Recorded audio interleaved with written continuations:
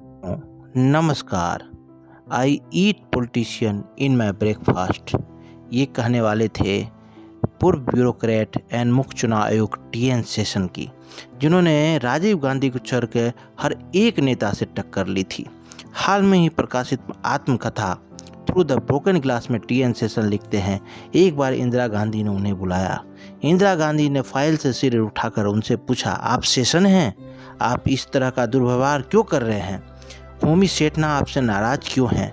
होमी सेठना परमाणु ऊर्जा आयोग के उस समय अध्यक्ष हुआ करते थे।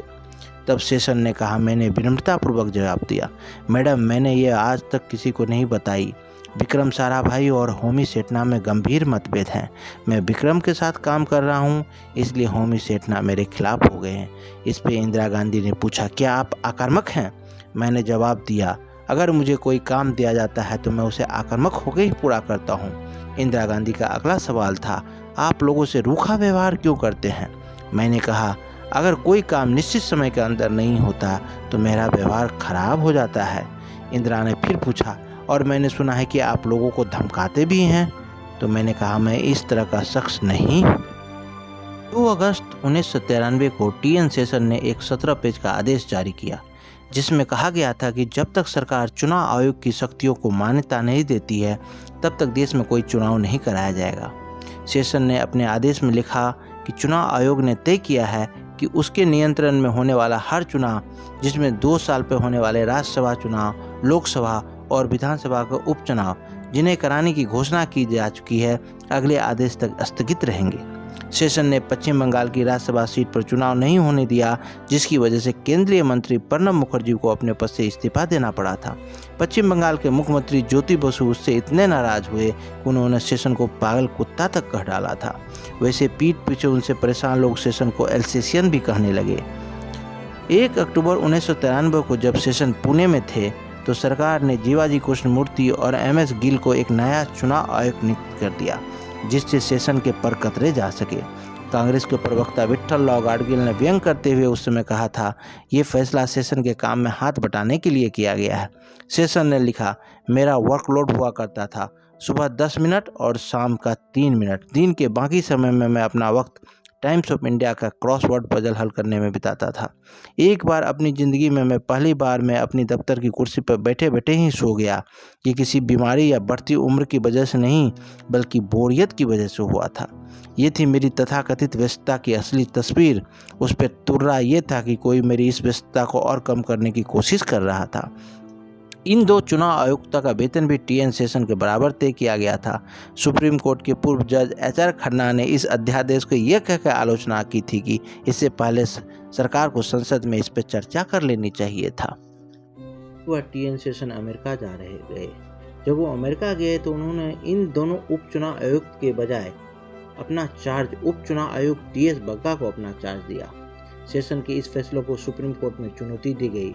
तब सुप्रीम कोर्ट ने आदेश दिया था कि शेषन की अनुपस्थिति में एमएस गिल मुख्य चुनाव आयुक्त के तौर पर काम करेंगे। राजनेताओं में शायद राजीव गांधी अकेले शख्स थे जो शेषन को पसंद करते थे। जब शेषन वन एवं पर्यावरण सचिव थे तो उन्हें छुट्टी में भी दफ्तर जाने की आदत थी। 2 अक्टूबर 1986 को अपने दफ्तर में टेलीविजन पर क्रिकेट मैच देख रहे थे, तभी क्रिकेट कमेंट्री आनी बंद हो गई और एक खबर फ्लैश हुई कि राजघाट में एक व्यक्ति ने राजीव गांधी पर गोली चलाई है। अगले दिन राजीव गांधी ने शेषन को तलब कर लिया। शेषन लिखते हैं, जब मैं उनके घर पहुंचा तो वहां चारों तरफ पुलिस वाले फैले हुए थे। राजीव गांधी ने मुझसे कहा, शेषन मैं चाहता हूं कि तुम कल हुई घटना की जांच करो और मुझे इसकी रिपोर्ट सौंपो। मैंने कहा, मैंने इस तरह का काम पहले कभी नहीं किया, दूसरा कोई शख्स मुझसे बेहतर इस काम को अंजाम दे पाएगा। राजीव ने कहा, तुम निडर होकर बोलते हो, तुम्हें किसी का डर नहीं, इस वजह से ही मैं ये जिम्मेदारी तुम्हें दे रहा हूँ। मुझे ये रिपोर्ट सौंपने के लिए 4 हफ्तों का समय दिया गया। मैंने सुरक्षा व्यवस्था में कमी को लेकर 150 पन्नों की रिपोर्ट राजीव गांधी को सौंपी और ये भी सुझाव दिए कि प्रधानमंत्री की सुरक्षा के लिए और क्या किया जाना चाहिए। 2 महीने बाद 15 दिसंबर को शेषन के पास प्रधानमंत्री कार्यालय से एक फोन आया, जिसमें उनसे कहा गया कि वो पालम हवाई अड्डे पर राजीव गांधी से मिले। राजीव गांधी को लेने के लिए एक लाल रंग की बुलेट प्रूफ जीप हवाई अड्डे आई हुई थी। राजीव खुद ड्राइवर की सीट पर बैठे, आंतरिक सुरक्षा मंत्री चिदम्बरम उनके बगल में बैठे, शेषन पीछे की सीट पर बैठे। शेषन लिखते हैं, राजीव ने कहा, आपने प्रधानमंत्री की सुरक्षा के लिए जो सुझाव दिए हैं उनको आपको ही लागू करवाना होगा। मैंने उनसे पूछा, मैं इसमें आपकी किस तरह मदद कर सकता हूँ? राजीव ने जवाब दिया, सुरक्षा को अपने नियंत्रण में लेके। बगल में बैठे चिदम्बरम ने कहा, यह अच्छा सुझाव है, हम इनकी जगह दूसरा वन और पर्यावरण सचिव ढूंढ लेंगे। लेकिन राजीव ये नहीं चाहते थे। वो चाहते थे कि टीएन शेषन पर्यावरण और सुरक्षा दोनों विभाग देखे, और तो और राजीव गांधी की सुरक्षा का भी देखे। एक सप्ताह बाद कैबिनेट सचिव के दफ्तर से इस आशय का आदेश जारी कर दिया गया। राजीव की सुरक्षा पर नजर रखने के लिए शेषन अक्सर राजीव के निवास पर जाने लगे। धीरे धीरे वह राजीव के नजदीक आते चले गए, लेकिन राजीव अपनी सुरक्षा को गंभीरता से नहीं लेते थे। शेषन उनके कोलंबो जाने के सख्त खिलाफ थे, लेकिन राजीव ने उनकी बात नहीं मानी। नतीजा ये हुआ कि वहां एक श्रीलंकाई नौसैनिक ने राजीव पर राइफल के बट से हमला किया। ऐसे भी मौके आए जब शेषन ने उनके मुंह से बिस्कुट निकाल लिया। उनका तर्क था कि प्रधानमंत्री कोई ऐसी चीज नहीं खानी चाहिए जिसका पूर्व से परीक्षण नहीं किया गया हो। जब एसपीजी एक्ट बनाया गया तो उसमें यह प्रावधान था कि एसपीजी प्रधानमंत्री के अलावा उनके परिवारजनों की सुरक्षा की जिम्मेदारी लेगी। शेषन राजीव के पास प्रस्ताव लेकर गए कि इसमें पूर्व प्रधानमंत्री और उनके परिजनों को भी शामिल किया जाना चाहिए। शेषन लिखते हैं, मैंने राजीव से कहा कि आज आप प्रधानमंत्री हैं, कल आप इस पद से हट सकते हैं, लेकिन आपकी जान पर खतरा बना रहेगा। मैंने उन्हें अमेरिका का उदाहरण दिया, जहां एफबीआई उनका कार्यकाल समाप्त हो जाने और निधन के बाद भी उनके परिवार वालों को सुरक्षा प्रदान करती है। लेकिन राजीव इस बात के लिए राजी नहीं हुए। उन्हें लगा कि लोग सोचेंगे कि वो ऐसा अपने निजी स्वार्थ के लिए कर रहे हैं। मैंने उनको मनाने की कोशिश की, लेकिन कामयाब नहीं हुआ। फिर एक समय ऐसा भी आया कि शेषन को कैबिनेट सचिव के पद से हटना पड़ा। विश्वनाथ प्रताप सिंह के प्रधानमंत्री बनने के अगले ही दिन इस बात पर विचार करने के लिए एक बैठक बुलाई गई कि राजीव गांधी और उनके परिवार को एसपीजी कवर दिया जाए या नहीं। कैबिनेट सचिव के तौर पर शेषन ने सलाह दी कि राजीव गांधी को वही सुरक्षा मिलनी चाहिए जो उन्हें प्रधानमंत्री के तौर पर मिल रही थी, लेकिन बीपीसी सरकार इनके खिलाफ राजी नहीं हुई।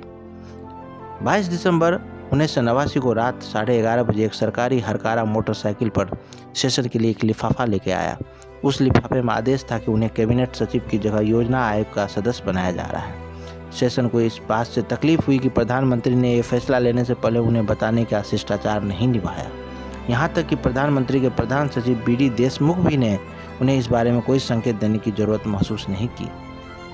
अगले दिन शेषन ने ही कैबिनेट सचिवालय के एक अफसर को फोन करके पूछा कि उनकी जगह कैबिनेट सचिव बनाए गए विनोद पांडे कब अपना कार्यभार ग्रहण करना पसंद करेंगे। विनोद पांडे ने 11:05 का समय चुना। शेषन समय से 2 मिनट पहले ही चार्ज देने के लिए दफ्तर पहुंच गए। जब वीपी सिंह की सरकार गिरने के बाद चंद्रशेखर प्रधानमंत्री बने तो उन्होंने शेषन को दोबारा कैबिनेट सचिव बनाने की पेशकश की, लेकिन शेषन ने कहा कि वो जल्द ही रिटायर होने वाले हैं। तब चंद्रशेखर ने सुब्रमण्यम स्वामी के जरिए उनके पास मुख्य चुनाव आयुक्त बनने का प्रस्ताव भेजा।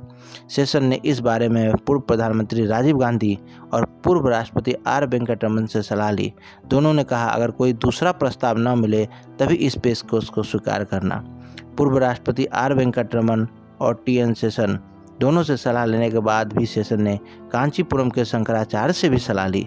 शंकराचार्य ने कहलवाया, ये सम्मानजनक पद है, इसे शेषन को लेना चाहिए।